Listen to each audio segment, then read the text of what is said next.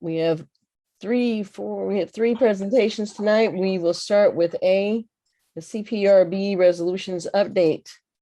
And that is coming from the executive office, and you are good to go.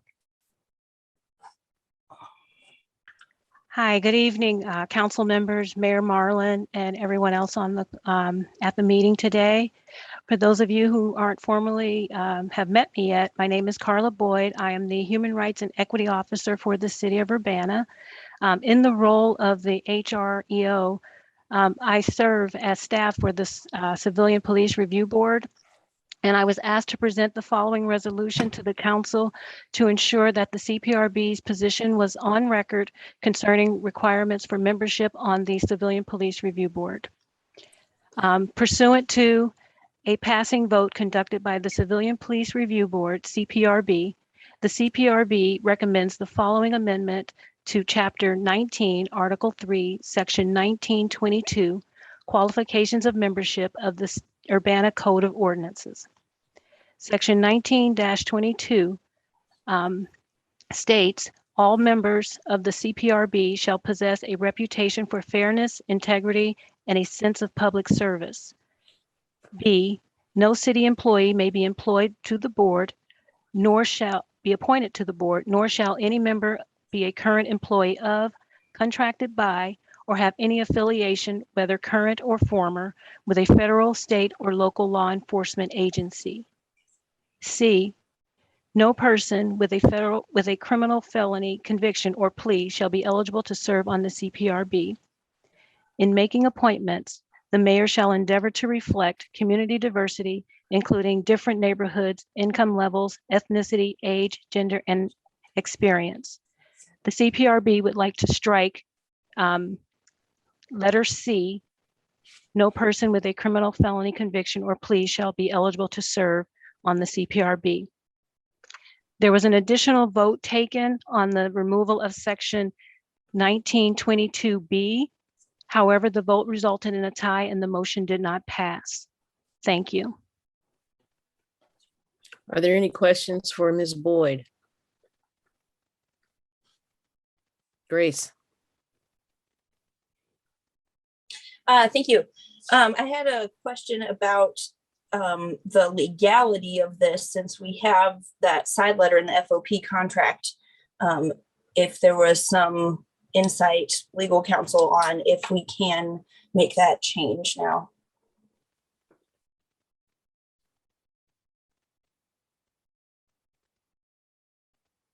Yes, sir. I think I can provide that for you, Councilmember Wilkin.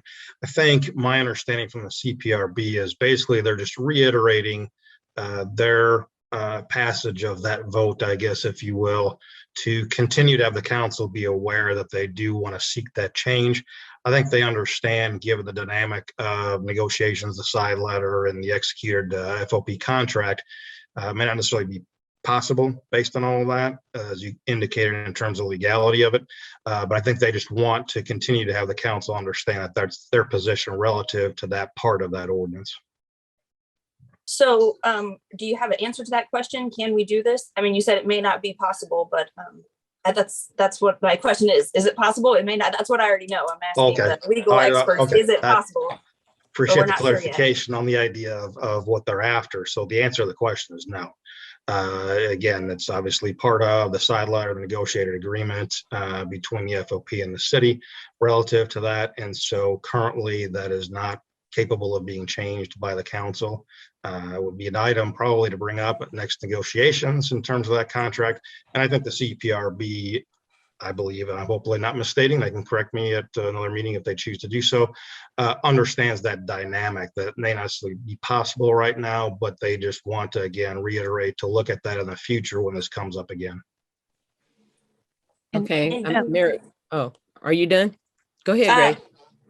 Well, I was just wondering if you could point to any more like precedent or anything else that you're gathering that from, or just the side letter is binding in and of itself. Well, it is. And I think, again, you've had the direction from the city's council that negotiated that particular contract in terms of the position on the idea of the relative bona fide occupational qualification, as it were, to the idea of appointments as well, as far as why there's no issue in terms of that provision is now illegal based on the idea of the city's ordinance relative to discrimination. But I can certainly, if the council desires to do so, put together a formal memo outlining all of that and how it all plays out. I would personally appreciate that. Well, Mary Alice had her hand up and then Jaya. Two quick things just for clarification. Carla, the section C that you said was a tie vote, was that for previous law enforcement employment? Section B, and yes. Oh, sorry, section B. Okay, my notes are wrong. And then I just wanted to mention that Ricardo Diaz is his hand up. I don't know if it's to join this conversation or to provide public input, but I believe he is the current chair. He is. Okay, Jason, can we get Ricardo in for panelists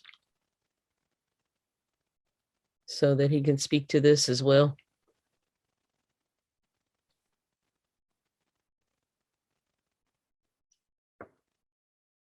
In the meantime, Jaya, we're waiting for Ricardo. I wanted to go back to Grace's question and ask for further clarification of, is it that we can't do this, or is it that we can't do it and have it actually take effect? Because I think those could be two different things. I understand the binding aspect of the contract, but even if it meant it couldn't go into effect with this current contract, are we not able to move forward with also the council recognizing that this is an issue and voting on it? Yeah, I guess my suggestion would be, I'm not sure why the council would vote on something that would necessarily be ineffective ultimately relative to that. I'm sure the discussion may center around the idea of potential members of the council wanting and a desire to change that particular ordinance provision. But I would offer the suggestion, and I'm not sure a vote in terms of knowing heading into the vote that it's void realistically would be something the council would want to do.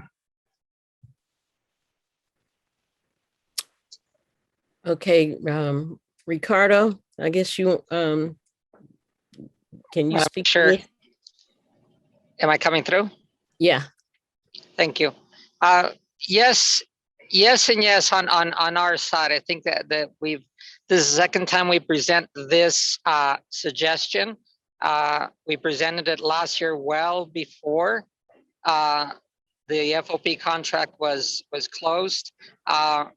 If you will, at the worst, we would be doing what Ms. Colasetti also said. We may be too late to this decision, except for this. The side letter at the last contract was also signed, proposed and agreed to after the fact. What the mechanics are yours to figure out, but if there was a side letter from the opposite direction as to a contract, we would suggest that you could initiate a side letter for the contract, it originating on this side, not on the other side. If we really wanted to do it, there are mechanics to be worked out, especially when there's a question of violating our own ordinances. But I wanted to reiterate our position as the CPRB. We flagged this early, we brought it to council early, and we remain solid on this is not a good idea on the ordinance. It may have been when it was when the CPRB ordinance was begun, but what we've heard is old arguments to a changing position that we have taken and that we strongly recommend to you. We understand that it is very much your decision as to go about it, but you would have our full support and our full logic of how we arrived at insisting on this particular point, even if it seemed like it was after the fact. Okay, Christopher, thank you, Ricardo. Dave, can we do a side letter? A new side letter for the FOP contract? what I would offer, again, I think that may be a question more driven to the city's lead attorney negotiator on that. Midterm bargaining can be a very dicey subject once you try and reopen a contract, and here one that's basically just recently been executed in terms of trying to make adjustments after the fact. I'm not suggesting that it couldn't be done, but I think that may be best answered and responded to by the attorney for the city that was in those negotiations. Let me see. Mary Alice, could you take the chair for a minute? Sorry if I get my mouse. All right, the chair recognizes Sharice. I just want to thank you. I guess the question I want to ask, Ms. Boyd, I know that you struck through you want to strike through the particular issue in the ordinance. I guess my question is, do we do that with repealing that particular part of the ordinance?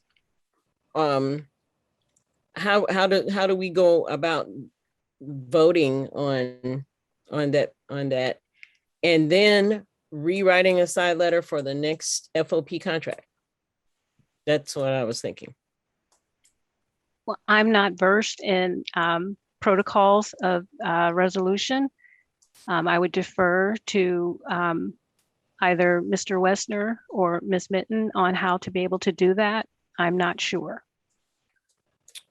Okay. Would you like me to respond in some way? Yes. I think that Dave's advice is probably the way to go, which is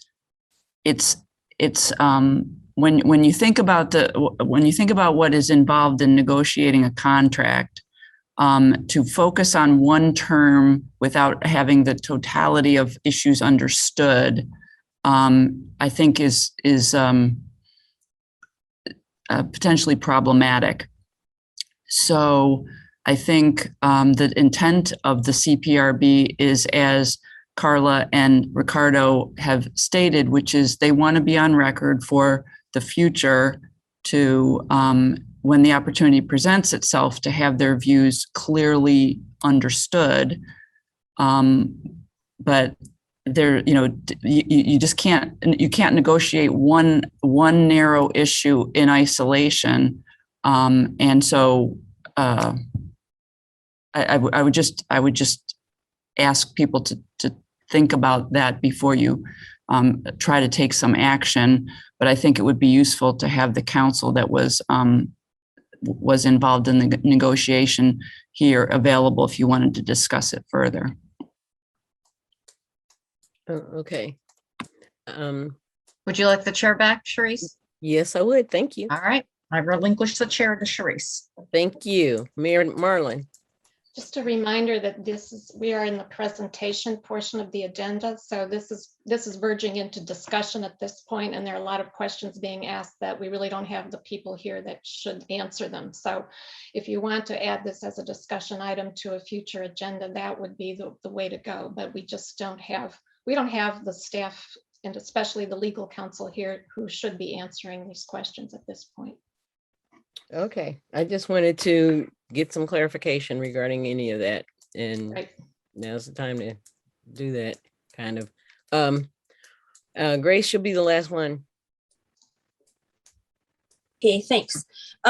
Just with Carol saying that, for the record, that they were on for future negotiations, and that this was brought up earlier before this past negotiation. This is the second time it's been formally brought to council. So my question is why the CPRB side letter was still included when this was the clear, request from CPRB.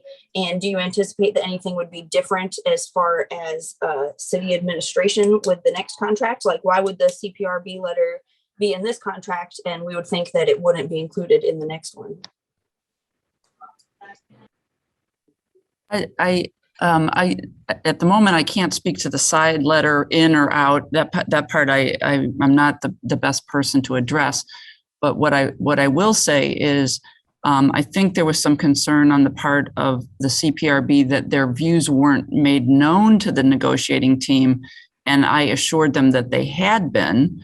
And there were changes made to the side letter that were responsive to things that a particular issue that the CPRB had brought to the council a year ago, which had to do with requiring a first person account. And so that is no longer required. And that was struck from the side letter. So I'm just trying to have you understand that because it's a negotiation, just because you have these desires, it's each thing that you want is not necessarily achievable in the context of the give and take of a negotiation. But it isn't that the CPRB's views were not known, and it isn't that there wasn't progress made. It just wasn't this particular issue that we made progress with. I hope that's helpful. Okay, well, thank you, Ms. Boyd. I appreciate the update.